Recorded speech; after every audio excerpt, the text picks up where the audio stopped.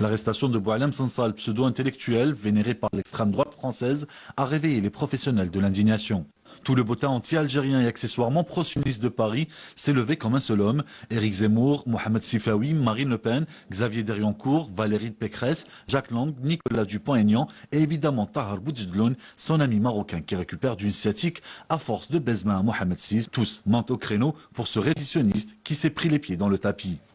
Il faut dire que ce lobby haineux a eu une mauvaise semaine. D'abord, un de leurs protégés, Kamel Daoud, a été pris la main dans le sac, exploitant les douleurs d'une victime du terrorisme en Algérie.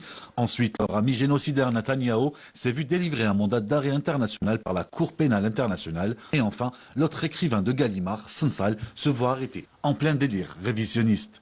Au passage, le même Sansal a été accusé par l'écrivain Wassini Larrodj de lui avoir volé son titre et la trame du roman 2084, La fin du monde. Comme quoi, dans la confrérie du plagiat et du détournement littéraire, la France de l'édition a bien choisi ses poulains algériens. Le gouvernement français doit exiger sa libération immédiate, lancera le naturalisé par décret Éric Zemmour en faveur de son ami Boualem Sansal. Le président Macron, qui revient d'un voyage bronzé du Brésil où il avait traité les Haïtiens de tous les noms, se dit très préoccupé.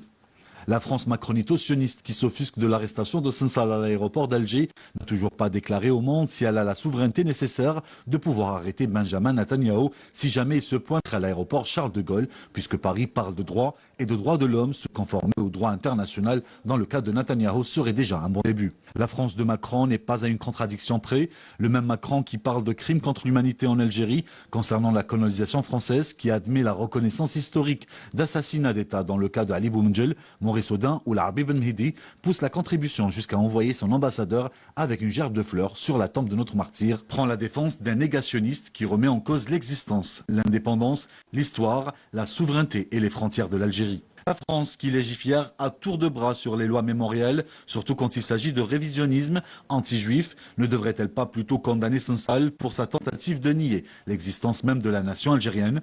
Ce serait un bon sujet d'étude et de négociation pour Benjamin Stora. En définitive, à chaque poussée de fièvre anti-algérienne, Paris charge Alger de tous les maux alors que l'Algérie agit toujours selon le principe de cohérence. Accuser l'Algérie d'empêcher la liberté d'expression alors que les Français détiennent toujours Pavel Durov, le fondateur de la messagerie Telegram, plateforme mondiale de l'expression, et la confirmation de cette sinistre comédie dont seul Sansal est le pantin utile.